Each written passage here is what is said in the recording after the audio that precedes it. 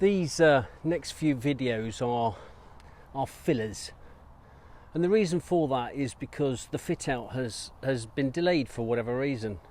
Don't really know why, I'll find out eventually. But I thought it would be useful for you to understand a bit of my philosophy of life, of me, of why I am buying a narrowboat, although I have kind of alluded to it in episode 1. I'd like to thank those of you that have watched and subscribed and liked and commented. Do you know what? It's been great. It's been a great experience. I've thoroughly enjoyed it, and I need to improve further. You know, this vlog, as the title suggests, is about old versus new, and the one after that is about risk. Well, why I bought a narrowboat and the algorithm, fate, coincidence, all of that will come next week. My boss always said to me, I'm a disruptive thinker, in that I wouldn't follow everybody else's thought process. I would question if I didn't know or didn't understand because it didn't resonate with my emotional state. I used to question it. And that was brought about, I think, by doing an MBA, which is about 2010 I started that. And that made me critically analyse, and I used to do that quite regularly. Further to that, I went on a command and staff course, which is for officers. And I was part of the other rank structure. Other ranks, don't like that term. It's a bit derogatory, really. Other. Have you Googled other? It's not a nice phrase to be known as part of the others, part of the rest. I wonder if it's the unintended consequence of the term other that's the reason why some of the commissioned ranks didn't listen. You see, after doing an MBA and doing this command and staff course, where the most profound moment on that course was the opening address, when the one star stood up and said, if I was to have my time in the military again, what would I do differently? I would read more.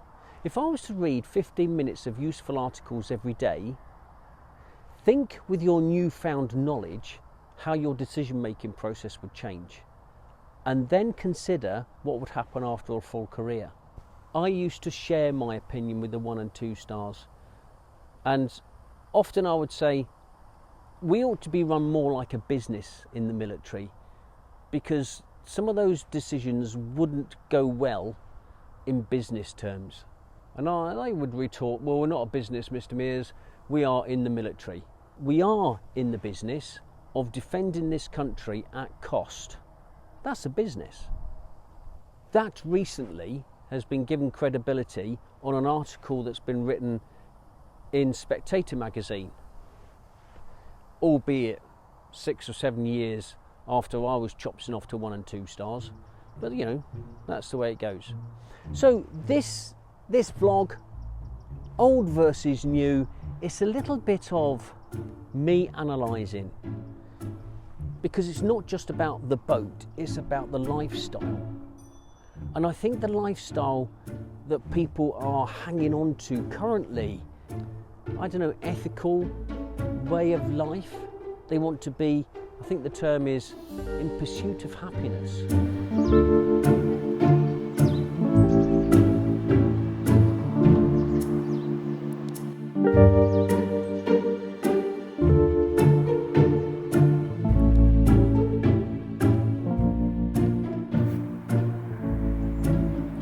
Don't see much bird watching in this shelter. My first recollection of narrowboats was watching Rosie and Jim with the children. And those puppets used to come alive when Fizzog, the bloke they used to call, you know, the fella, would not be in sight, would not be anywhere near them. These two puppets would come alive. It's great, the kids loved it. But I never really considered that people lived on narrowboats. And also when I was in a position on a squadron where I used to take the lads out for a run before health and safety kicked in, down the canals we used to go. And again, I used to run past all those canal boats. Never considered anyone was living on them. Well, of course they were. But then that was in the 90s, and it made me consider what tech was about in the 90s. I mean, you didn't have lithium batteries then, and even lead acid batteries have come on leaps and bounds over the past 20 years. So people would have those halogen lights which drain an awful lot of power from the lead acid batteries. You know, if you had a light on, only one of those lights on would at a time, one light on at a time perhaps. And maybe even, you know, you used a torch to get from point A to point B. And they didn't have, you know, televisions, because televisions were massive. You know, those, whatever they were called, big tellies. I had a 32-inch telly, weighed a ton. If my house got broken into, the only thing that'd be left would be the television, because you couldn't nick it, it's just too heavy, couldn't run away with it. Yes, they had those multi-fuel burners, but probably not a washing machine on the boat. You know, microwaves, yeah, there was microwaves knocking about them, but you know, they were power hungry, and you probably didn't have an awful lot of power in the battery to run a microwave. So I kind of think that, you know, tech then was a radio cassette from an old car stereo with speakers, because that could be run on a 12-volt battery. And what else could, I don't know if you had refrigerators, if you had a small fridge. Maybe it was just a cool box. But I think life back then, back in the pre-tech days, I think life on a canal boat must have been very difficult. And if it wasn't difficult, it's certainly a lot harder than what it is now. I mean, let's take water, for example. You had those integral water tanks. And I've seen people on the tube looking at those integral water tanks, and they have to drain the tank, get rid of all the rust that's in the tank, that the water has been, you know, the rust that the water has been surrounded by, that they've been drinking. And then they get rid of the rust, and then they oxidize it and make it all nice and clean to put more water on it, to do that again every 2 or 3 years that you need to do. Oh. And some people been drinking stuff that you're thinking, oh, there was certainly no Wi-Fi, was there? I mean, Maslow's hierarchy of needs, Maslow missed off Wi-Fi on physiological effects.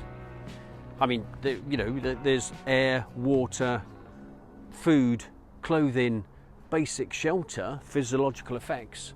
And today, what would happen without Wi-Fi? Even for me, it's a bit of a challenge. But there's other stuff to do. So, you know, tech has moved on, and it's made life a lot more comfortable.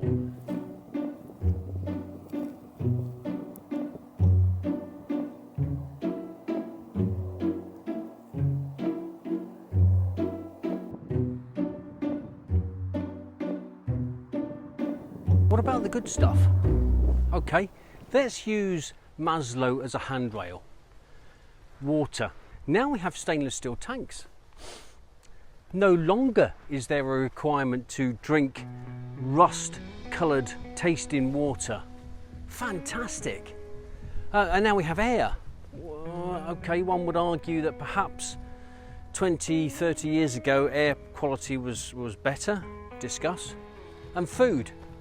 All right, so we're more aware of the carbon footprint. Discuss. Shelter. Ooh. Unaffordable housing. So perhaps 20, 30 years ago, life was a little bit better then. So let's forget Maslow as a handrail. The principal thing on tech is battery power and solar. All batteries, whether they're lead acid, I'm not sure when lithium come on, but if they were lead acid, they've all improved over the past 20 years. I mean, now you have carbon lead acid, you have AGM, you have gel, you have and deep cycle lead acid batteries. And of course the king is lithium, albeit very expensive. But without solar being able to utilize that big yellow ball in the sky that feeds your batteries with power, just life's moved on drastically because of that. You know, and also thin tellies. Wi-Fi has made such a difference, and tech on the televisions allowing you to stream things, you know, iPlayer, well, you need one of them licensed things, but for, you know, Netflix and Prime and all that sort of stuff, you can stream movies, so you don't need DVDs and those and all the boxes and CDs and all that sort of stuff, that makes it far easier to live in a small space. Fantastic. Honestly, without solar and without improved battery power, life probably wouldn't have moved on so quickly.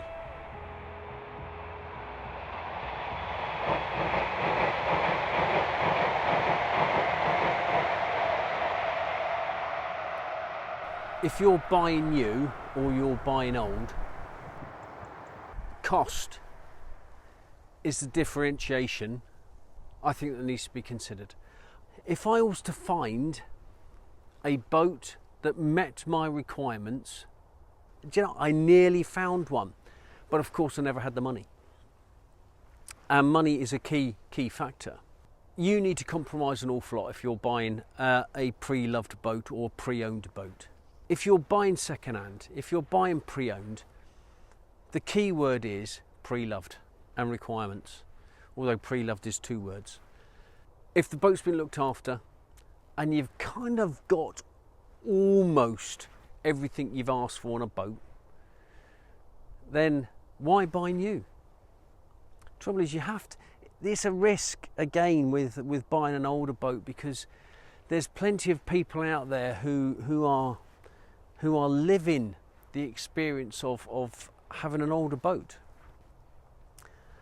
And the massive disadvantage of buying a new boat is cost. And it's a huge outlay by comparison to buying an older boat. Massive. And like cars, you know, you lose so much money as soon as you bought it. But then if you plan to keep the boat, then does cost matter that much? I don't know. It leads on to risk, doesn't it? I don't know.